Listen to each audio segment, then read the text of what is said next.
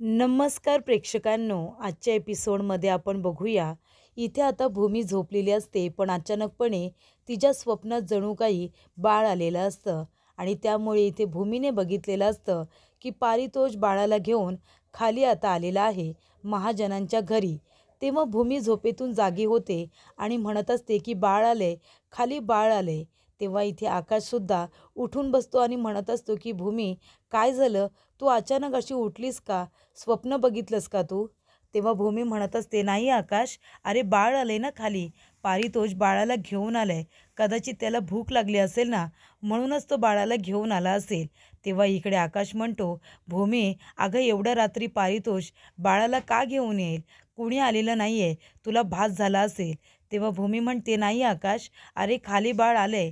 मला माहिती आहे ना, मी बरोबर सांगते तुला. तो पारितोष आला असेल.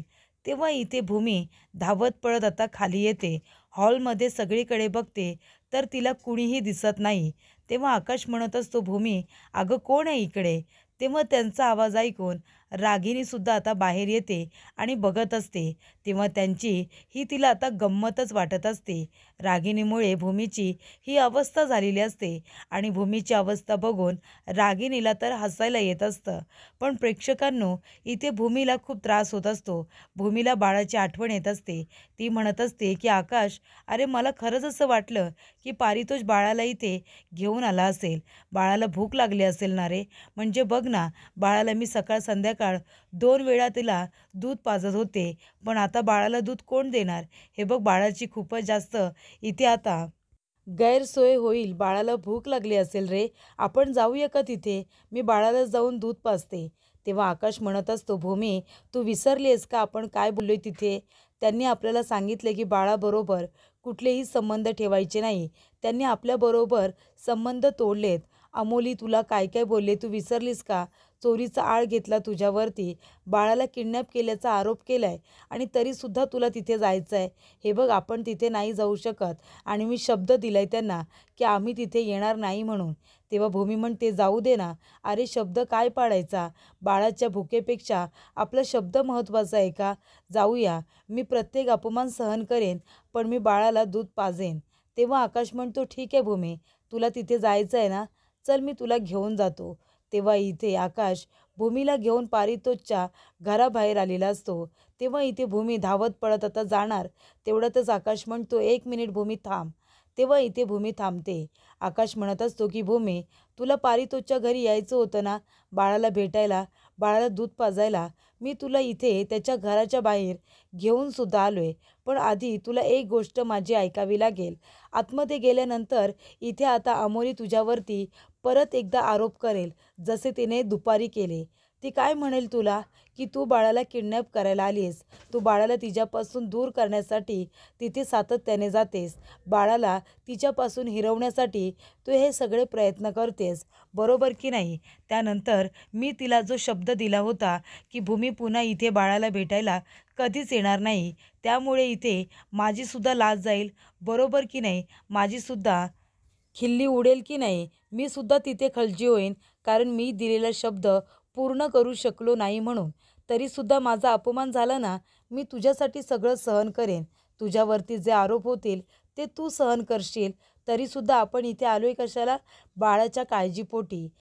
तेव्हा इथे बाळासाठी आपण आपला सगळा अपमान सहन करू. पण एक महत्त्वाची गोष्ट, आपल्यामुळे अमोली आणि पारितोषचं घर तुटेल. ते दोघेजण एकमेकांपासून वेगळे होतील. हे चालणार आहे का तुला? ती काय म्हणाली होती, तू ऐकलं नाहीस का? अमोली म्हणाली होती की इथे जर तू बाळाला भेटायला गेलीस तर पारितोषबरोबर ती सगळे संबंध तोडेल. मग आता आत्तापर्यंत आपण कुणाच्याही आयुष्यामध्ये ढवळाढवळ केलेली नाही आहे. कुणाचंही आयुष्य आपल्यामुळे डिस्टर्ब झालेलं नाही आहे. कुणाच्याही आयुष्यामध्ये आपण इंटरफेअर केलेलं नाही आहे. पण जर आपल्यामुळे आता कुणाचं घर तुटलं, कुणाचं नातं तुटलं, तर हे चालणार आहे का तुला? आता या सगळ्या गोष्टीचा विचार कर आणि बघ तुला आता पारितोषच्या घरी जायचं आहे की नाही ते. आपल्यामुळे कुणाचं तरी घर तुटू शकतं आणि हे तू सहन करणार आहेस का? तेव्हा इथे आता आकाश म्हणतो, बघ तुला काय करायचं आहे. तेव्हा भूमीच्या नजरेसमोर बाळ खूपच जास्त भुकेने व्याकुळ झालंय असं आता येतं. म्हणून ती धावत पळत जाते आणि डोअरबेल वाजवणार. तेवढ्यातच इथे भूमीला आठवतं अमोली इथे भूमीला म्हणालेली असते की तू माझ्या बाळाला किडनॅप केलंस, तू माझ्या बाळाला माझ्यापासून हिरावून घेण्याचा प्रयत्न करतेस. हे बघ पारितोष, तुला जर हिच्याबरोबर संबंध ठेवायचे असतील ना तर मी तुझ्याबरोबर सगळे संबंध तोडून निघून जाईन. तेव्हा इथे आता आकाश भूमीला ज्या पद्धतीने समजावतो, भूमीला म्हणतो की हे बघ, आपण इथे बाळाला भेटायला येऊ, पण कदाचित पारितोष आणि अमोली यांच्या नात्यामध्ये अंतर निर्माण होईल आणि तेव्हा आपण दोघेजण हे सगळं सहन करणार आहोत का? तेव्हा इथे आकाशने भूमीला व्यवस्थितरित्या समजावलेलं असतं. त्यामुळे भूमीसुद्धा समजून जाते आणि ती आता पारितोषच्या घरी जात नाही. डोरबेल न वाजवता ती धावत पडत आता आकाशच्या दिशेने येते. आकाशला मिठी मारते, कारण आकाशने तिला खूपच जास्त व्यवस्थित असं समजावलेलं असतं. त्यामुळे इथे आता आकाश आणि भूमी दोघेजण घरी यायला निघालेले असतात आणि तेवढ्यातच इथे रागिनीसुद्धा आपल्या नाटकाला सुरुवात करत असते. रागिनी म्हणते की चला, आता मी माझ्या नाटकाला सुरुवात करणार आहे. आकाश आणि भूमी दोघेजण कधी परत येत आहेत घरी काय माहिती, त्यांची वाट बघत ती उभी राहिलेली असते. तेवढ्यातच इथे आकाशच्या गाडीच्या हॉर्नचा आवाज ऐकू येतो. तेव्हा रागिनी म्हणते की चला, आकाश आला, आता आकाश आला. तेव्हा इकडे तिच्या हातामध्ये तिची सुटकेस असते आणि सुटकेस घेऊन ती आता बाहेर हळूहळू दबक्या पावलांनी जायला निघालेली असते. तेव्हा आकाश आणि भूमी दोघेजण गाडीतून उतरतात आणि बघतात तर काय, इथे हळूवारपणे रात्रीच्या अंधारामध्ये रागिनी आपली सुटकेस घेऊन निघालेली असते. तेवढ्यातच तिथे रागिनी आता इकडे तिकडे बघत हळूवारपणे उतरत असताना समोरच आकाश आणि भूमी दोघेजण उभे असतात. आकाश म्हणतो, आत्या, अगं एवढ्या रात्री तू बॅग वगैरे घेऊन कुठे चाललीस हां? तेव्हा ती नाटके करत म्हणते की अरे देवा, जे व्हायला नको होतं तेच झालं. मी रात्रीच्या वेळी कुणालाही न सांगता निघून जात होते, पण शेवटीला तुम्ही दोघेजण समोर आलातच. तेव्हा आकाश म्हणतो, नाही ते सगळं ठीक आहे, पण तू आता रात्री जात तरी कुठे होतीस? तेव्हा रागिनी म्हणते, आकाश, खरं सांगू का, अरे मी घर सोडून कुठेतरी दूर निघून जात होते. तेव्हा आकाश म्हणतो, का आत्या, असं का करतेस तू? तेव्हा रागिनी म्हणते, नाहीतर काय, तू काय म्हणालास की उद्या तू ऑफिसमध्ये मला माझी पोझिशन परत देणार आहेस म्हणून, आणि मला तेच नको आहे ना. हे बघ आकाश, या घरामध्ये तुम्ही मला राहायला आसरा दिला, तुम्ही माझ्यावरती विश्वास ठेवलात, हीच माझ्यासाठी खूप मोठी गोष्ट आहे. हे बघ, तू मला आता पोझिशन देशील, माझं काम देशील, मला माझी केबिन देशील, आणि मग नंतर काय होईल? भूमी आधी तर माझ्यावरती विश्वास ठेवेल, पण नंतर ती माझ्यावरती विश्वास ठेवणार नाही. मी कशी चुकीची आहे, मी कशी वाईट वागते, माझ्यामध्ये अजिबात बदल झालेला नाही आहे, मी स्वार्थी आहे, लालची आहे, मी पूर्वीसारखी वागते, असे संशय भूमी माझ्यावरती घेईल आणि मग ते मला सहन होणार नाही. म्हणूनच मी काय म्हणते, मला ती पोझिशन नको ना, ज्याच्यामुळे भूमी माझ्यावरती संशय घेईल आणि आपल्या घरातलं वातावरण विस्कळीत होईल, भूमीच्या तब्येतीवरती परिणाम होईल. असं मला आता काहीही करायचं नाही आहे आणि म्हणूनच मी हे घर सोडून आता दूर कुठेतरी निघून जाणार होते, कारण मला ते आता नको आहे. मला इथे आरोप प्रत्यारोप आता मला काही नको आहे. मला आता कसलाही मोह, कसलीही लालच नाही आहे. तेव्हा इकडे आकाश म्हणत असतो, आत्या, अगं तुझ्यावरती कोण संशय घेतोय? हे बघ, भूमीसुद्धा तुझ्यावरती आता आरोप किंवा इथे संशय घेणार नाही आहे. मी तुला शब्द दिलाय ना. तेव्हा रागिनी म्हणते, नाही, नको नको, तरीसुद्धा भूमी कधीतरी माझ्यावरती संशय घेईल आणि मला ते सहन होणार नाही. त्यापेक्षा तू तुझं काम बघ, मी बाबा कुठेतरी निघून जाते, मला काही आता ऑफिसमध्ये परत यायचंच नाही आहे. तर हे सगळं रागिनी नाटक करते हे आता भूमीच्या लक्षात येत असतं, कारण भूमीला माहिती असतं की रागिनीला ऑफिसमध्ये परत जायचं आहे, तिला तिची पोझिशन हवी आहे, तिला इथे पैसा अडका हवा आहे आणि तिला पुन्हा एकदा सगळं काही आपल्या ताब्यात घ्यायचं आहे, आणि म्हणूनच ही रागिनीची नाटकं चालली आहेत हे आता भूमीला बरोबर कळलेलं असतं. तेव्हा इकडे भूमी आता काहीही बोलत नसते, ती फक्त रागिनीची नाटकं बघत असते आणि ऐकत असते. तेव्हा इकडे आता रागिनी म्हणते की आकाश, भूमी, तुम्ही दोघेजण मला थांबवू नका, मला प्लीज जाऊ द्या आता. तेव्हा आकाश म्हणतो, आत्या, तू कशाला असा विचार करतेस? हे बघ, आमच्या मनात असं काही नाही आहे, भूमीसुद्धा तुझ्यावरती संशय घेणार नाही आहे. मी तुला सांगितलं ना, मी स्वतःहून तुझी पोझिशन तुला परत देतोय. तेव्हा रागिनी म्हणते, अरे नको बाबा, असं कशाला करतोयस तू? मला जाऊ दे, मला थांबवू नकोस. तेव्हा आकाश म्हणतो, बरं ठीक आहे, तुला जायचं आहे ना आत्या, तू जा. पण एक गोष्ट लक्षात ठेव, मी सुद्धा आता महाजन गारमेंट्स बंद करून टाकतो. तेव्हा इकडे रागिनी म्हणते, काय? अरे आकाश, हे काय बोलतोयस तू? तू इथे महाजन गारमेंट्स बंद करायला निघालंयस? अरे या महाजन गारमेंट्स चालू ठेवण्यासाठी मी काय काय नाही केलं. अरे मी माझं घरदार, माझं गाव मी सोडून आले आणि इथे येऊन राहिले आणि हा बिझनेस नावारूपाला आणण्यासाठी इतके प्रयत्न केले आणि तू आता ते महाजन गारमेंट्स बंद करण्याचा प्रयत्न करतोयस. अरे आपल्या इथे पूर्वजांनी हा बिझनेस सुरू केला आणि तो आपण नावारूपाला आणला आणि आता तो तू बंद करणार आहेस का? काय लोक बोलतील आपल्याला? तेव्हा इकडे आकाश म्हणतो, मग तुला काळजी आहे ना आपल्या बिझनेसची? आत्या, मी हे सगळं का बोलतोय ते तरी निदान समजून घे गं. हे बघ, आता मला तुझी गरज आहे. अगं भूमीची अवस्था बघ, मला जास्तीत जास्त वेळ भूमीला द्यायचा आहे. मग भूमीला जर मला सांभाळायचं असेल तर मग आपल्या ऑफिसकडे कुणीतरी हवं आहे ना, असं सक्षम व्यक्ती जो ऑफिसकडे लक्ष देईल, जो आपला बिझनेस सांभाळेल. इथे अथर्व, राजाराम काका हे दोघेजण आहेतच, पण त्यांना त्यांचीसुद्धा कामं आहेत ना.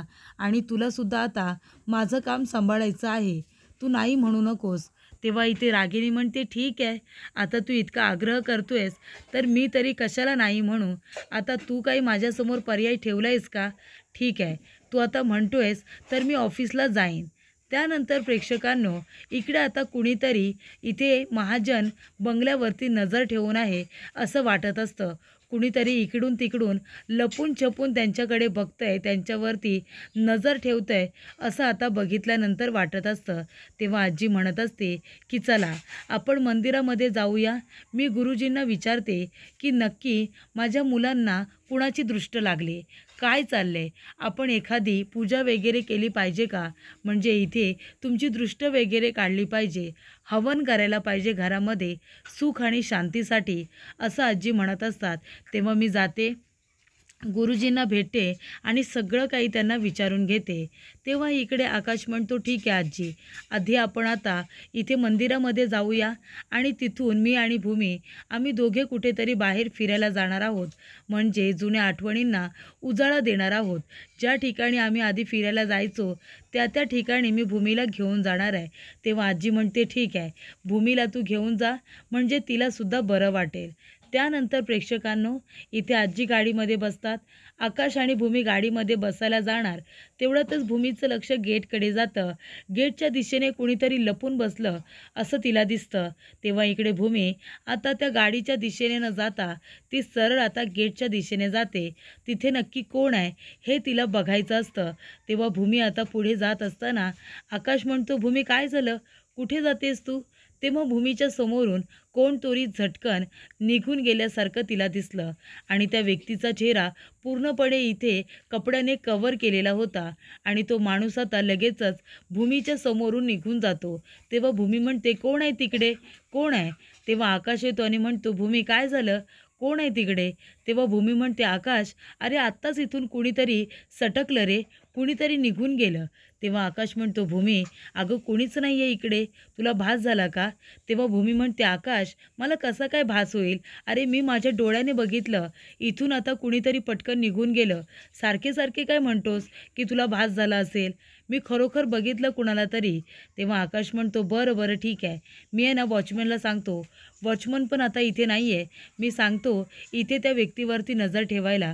जर खरोखर असं कुणी असेल तर आपल्याला नक्कीच सापडेल. तेव्हा इथे भूमी म्हणते, आकाश, मी आत्ता तिथून जाताना बघितलं कुणाला तरी, त्याचा चेहरा मला दिसला नाही कारण चेहरा पूर्णपणे कव्हर केला होता. तेव्हा इकडे आकाश म्हणतो, बरं ठीक आहे, आपण त्याच्यावरती नजर ठेवूया, वॉचमन आपल्याला सांगेलच. पण आता चल, मंदिरामध्ये जायला आपल्याला उशीर होतोय, आजी वाट बघत असेल. तेव्हा इकडे आकाश म्हणतो, भूमी चल ना. तरीसुद्धा इथे भूमीचं मन मानायला काही तयार नसतं. भूमीला असं वाटत असतं की नक्कीच इथे कोणीतरी माणूस आला होता. म्हणजे आधी इथे प्रीती सिस्टर बंगल्याच्या खाली घुटमळत होती, मग आता कोण असेल? आतासुद्धा तीच असेल का, की अजून कुणीतरी असेल ज्या व्यक्तींचा संबंध रागिनी आत्यांबरोबर येतो? तेव्हा इकडे भूमीला आता रागिणीवरती खूपच जास्त संशय हा आलेला असतो आणि तो दिवसेंदिवस वाढतच जात असतो. आणि इथे राजाराम काकांचा सुद्धा रागिणीवरती काही पूर्ण विश्वास नसतो. तेव्हा इकडे भूमी म्हणत असते की आकाश, 1 मिनिट थांब. हे बघ, मला काय वाटतं, आपण मंदिरामध्ये जाऊया आणि नंतर आपण कुठेतरी फिरायला सुद्धा जाऊया. पण तू पूर्ण दिवस माझ्याबरोबर थांबू नकोस ना. हे बघ, मला सुद्धा आवडलं असतं तुझ्याबरोबर पूर्ण दिवस थांबायला. पण हे बघ, मी काय म्हणते ते ऐक. आता मी बरी आहे. आता मला खरंच बरं वाटतंय. तू ऑफिसला जा ना. ऑफिसकडे लक्ष दे, कामाकडे लक्ष दे. हे बघ, रागिनी आत्यांवरती असा आंधळा आणि पूर्ण विश्वास ठेवू नकोस. तुला माहिती आहे ना आत्तापर्यंत त्यांनी काय करण्याचा प्रयत्न केला आहे ते. म्हणूनच मी तुला म्हणते की माझ्याबरोबर वेळ वाया घालवण्यापेक्षा तू ऑफिसला जा आणि ऑफिसकडे लक्ष दे. रागिनी आत्यांवरती पूर्ण विश्वास ठेवू नकोस. तेव्हा आकाश म्हणतो, भूमी, तू पुन्हा तोच विषय काढलास. हे बघ, आपल्या या विषयावरती बोलणं झालंय ना, मग आता सारखं सारखं बोलायला नको. तेव्हा इकडे आकाश म्हणतो, बरं चल भूमी, आता गाडीमध्ये बस. तेव्हा इकडे आकाश म्हणतो, आपण दोघेजणं बाहेर फिरायला जाणार आहोत म्हणजे जाणारच. त्यानंतर इथे भूमी आता गाडीमध्ये बसते. आकाशसुद्धा आता मंदिराकडे गाडी वळवतो. तरीसुद्धा इथे भूमीच्या मनामध्ये एकच विषय चालू असतं की तो माणूस नक्की आहे तरी कोण. त्याने त्याचा चेहरा पूर्णपणे कव्हर केला होता. तो काहीतरी सांगायला आला असेल का? काहीतरी माहिती घेऊन आला असेल का? असे असंख्य प्रश्न आता भूमीच्या मनामध्ये गोंधळ घालत असतात. त्याचबरोबर इथे तो माणूस पुन्हा गेटजवळ येतो आणि तो पुन्हा इथे कुणाची तरी वाट बघतो असं वाटत असतं. तेवढ्यातच तिथे रागिनी आणि पौर्णिमा दोघीजणी खाली येत असतात. तेव्हा मोबाईलमध्ये तो माणूस आता रागिनीचा फोटो बघतो, तर तो रागिनीलाच भेटायला आलेला असतो. तेव्हा इकडे पौर्णिमा म्हणत असते की आई, फायनली तुम्ही आता ऑफिसला जाताय. ऑफिसला जा, पण तिथून मला अपडेट देत राहा, म्हणजे काय चाललंय काय नाही. तेव्हा इथे रागिनी म्हणते, हो ग देईन, आणि तू सुद्धा घराकडे लक्ष ठेव. तेव्हा इकडे रागिनी आणि पौर्णिमा दोघी जणी आता खाली उतरलेल्या असतात. तेव्हा त्या व्यक्तीचं लक्ष रागिनीच्या दिशेनेच असतं. रागिनी इथे गाडीमध्ये बसून ऑफिसला निघालेली असते आणि पौर्णिमा तिला आता गाडीमध्ये बसवल्यानंतर वरती निघून जायला निघते. त्याचबरोबर इथे आता ड्रायव्हर गाडी चालवत असताना मध्येच गाडी थांबवतो, कारण समोर तो माणूस येऊन आता उभा राहिलेला असतो. तेव्हा रागिनी म्हणते, काय रे बाबू, काय झालं? गाडी का थांबवलीस तू? आणि हा माणूस कोण आहे? तेव्हा इकडे रागिनी आता गाडीमधूनच म्हणते की हे बाजूला हो ना. कोण आहेस तू? बाजूला हो. तेव्हा इकडे ती ड्रायव्हरला म्हणते, हा कोण आहे? वेडा आहे की काय? तो काही बाजूला होणार नाही. चल गाडी चालव तू पटकन आणि उडव त्याला, उडव. आता बाजूला होत नाही आहे ना, गाडीने उडव त्याला आणि गाडी घे बरं फास्टमध्ये. तेव्हा इथे प्रेक्षकांनो, आता बाबूसुद्धा रागिनीचा ऐकतो आणि गाडी आता फास्टमध्ये चालवणार. तेवढ्यातच तो माणूस गाडीच्या समोर येऊन आता उभा राहिलेला असतो आणि तो सुद्धा ड्रायव्हरला खुणावतो आणि म्हणतो की गाडी माझ्या दिशेने येऊ दे म्हणून. शेवटीला आता त्याला गाडी ठोकलेली असते आणि तो माणूस आता खाली जमिनीवरती कोसळलेला असतो. तेव्हा इकडे रागिनी म्हणते, ए बाबा, कोण आहेस तू? कोण आहेस तू? डोळे उघड. बाबू, जा रे, पाणी घेऊन ये जा. आणि ड्रायव्हरला ती पाणी आणायला पाठवते. ड्रायव्हरसुद्धा पाणी आणायला जातो. तेव्हा तो माणूस आता रागिनीकडे डोळे उघडून बघतो. रागिनी खूपच जास्त घाबरते. आता हा बेशुद्ध झाला होता आणि लगेच माझ्याकडे कसा काय बघायला लागला, म्हणून ती इथे आश्चर्याने त्याच्याकडे बघत असते. ती विचारते, कोण आहेस कोण तू? आणि इथे माझ्या गाडीच्या मधोमध काय करतोयस? माझीच गाडी सापडले का तुला जीव द्यायला? कोण आहेस तू? तेव्हा इकडे तो माणूस म्हणत असतो की तुम्ही मला ओळखत नसाल रागिनी मॅडम, पण मी तुम्हाला बरोबर ओळखतो. तेव्हा रागिनी म्हणते, कोण आहेस तू आणि इथे काय करतोयस? तेव्हा इकडे आता तो माणूस चेहरा ज्या कपड्याने त्याने कव्हर केलेला असतो, तो कपडा काढून आता बाजूला ठेवतो आणि म्हणत असतो की बघितलंत का कोण आहे ते? तुम्ही मला ओळखलं नसेल, पण मी तुम्हाला अगदी बरोबर ओळखलेलं आहे. तेव्हा इकडे तो आता गाणं वगैरे म्हणत असतो. तेव्हा रागिनी म्हणते, कोण आहेस कोण तू आणि इथे काय करतोयस? काय बोलायचं आहे तुला माझ्याशी? हे बघ, एक गोष्ट लक्षात ठेव, ही नाटके आहेत ना माझ्याजवळ करायची नाही तर. काही संबंध नाही आहे तुझा, मी तुला ओळखतसुद्धा नाही. तेव्हा इकडे तो माणूस म्हणत असतो की रागिनी मॅडम, अहो तेच तर म्हणतोय ना मी, तुम्ही मला ओळखत नसाल, पण मी अगदी तुम्हाला बरोबर ओळखतो, म्हणून तर इथे आलोय ना मी. आणि तुमचं नावसुद्धा बरोबर घेतलं ना, रागिनी म्हणून. त्यानंतर इकडे रागिनी म्हणत असते की बाबू, अरे कुठे गेलास तू? पाणी आणायला गेलास की कुठे गेलास? चल लवकर ये. आपल्याला ऑफिसला जायचं आहे. या मूर्खाबरोबर वेळ घालवायला माझ्याकडे तेवढा आता वेळसुद्धा नाही आहे. तेव्हा इकडे आता तो माणूस म्हणत असतो की 1 मिनिट रागिनी मॅडम 1 मिनिट. अहो असं काय करताय तुम्ही? गावाला तुम्ही आला होतात. गावामध्ये जे काही केलंत ते सगळं आहे माझ्याकडे. दाखवू का तुम्हाला? एक गंमत दाखवू? तेव्हा इकडे तो माणूस आपला मोबाईल काढतो आणि त्याच्यामध्ये आता जे काही त्याने रेकॉर्ड केलेलं असतं ते त्याला आता इथे रागिणीला दाखवायचं असतं. रागिणीला माहितीही नसतं की आता तो माणूस तिला काय दाखवणार आहे. आणि जेव्हा तो मोबाईल चालू करतो आणि रागिणीला तो व्हिडिओ दाखवतो तेव्हा रागिणीचा चेहरा आता पूर्णपणे उतरलेला असतो. रागिणी टेन्शनमध्ये आलेली असते. ज्या गोष्टीची तिला भीती असते तीच गोष्ट आता तिच्या समोर आलेली असते. जी गोष्ट तिने आत्तापर्यंत संपूर्ण घरापासून, पौर्णिमापासून, सगळ्यांपासून लपून ठेवलेली असते. ती गोष्ट फायनली आता एका तरी माणसाच्या हाती आलेली असते आणि त्यामुळे ते फुटेज बघितल्यानंतर रागिणीच्या पायाखालची जमीनच सरकते. आता आपला खरा चेहरा सगळ्यांच्या समोर येतोय की काय? आपण जे काही कृत्य केलंय ते सगळ्यांना कळतंय की काय? असं आता रागिणीला वाटतं आणि त्यामुळे रागिणी खूपच जास्त आता घाबरलेली असते. भूमीला इथे ती मेंटल डिस्टर्ब करत असते पण स्वतःच झालेली असते. तर पुढील भागामध्ये आपण बघूया इथे मंदिरामध्ये आकाश, भूमी, आजी यांची भेट अमोली आणि त्याचबरोबर पारितोष बरोबर झालेली असते. तेव्हा पारितोष म्हणतो की आम्ही गुरुजींना भेटायला आलो होतो. बाळाचं बारसं करायचं आहे ना त्याबद्दल बोलायला आलो होतो. तुम्ही सगळ्यांनी बाळाच्या बारशाला नक्की यायचं आहे. तेव्हा भूमी खूप एक्सायटेड असते पण तेव्हा अमोली पटकन म्हणते की तुम्ही सगळ्यांनी यायचं आहे फक्त भूमीला सोडून. तेव्हा भूमीला खूपच वाईट वाटतं. तर इकडे त्या माणसाने जो व्हिडिओ दाखवलेला असतो त्याच्यामध्ये इथे रागिणी आता तिच्याच मुलाला म्हणजे अभिजितला साडीच्या पदराने गळा दाबून मारून टाकण्याचा प्रयत्न करते. तेव्हा तो माणूस म्हणतो की बघितलं का, आत्तापर्यंत कुणालाही माहिती नसेल की स्वतःच्या आईनेच इथे स्वतःच्या मुलाचा गळा दाबून त्याची हत्या केलेली आहे. पूर्णपणे प्री प्लॅनिंग करून तुमच्या मुलाला तुम्ही मारलत असं तो माणूस आता रागिणीला म्हणत असतो.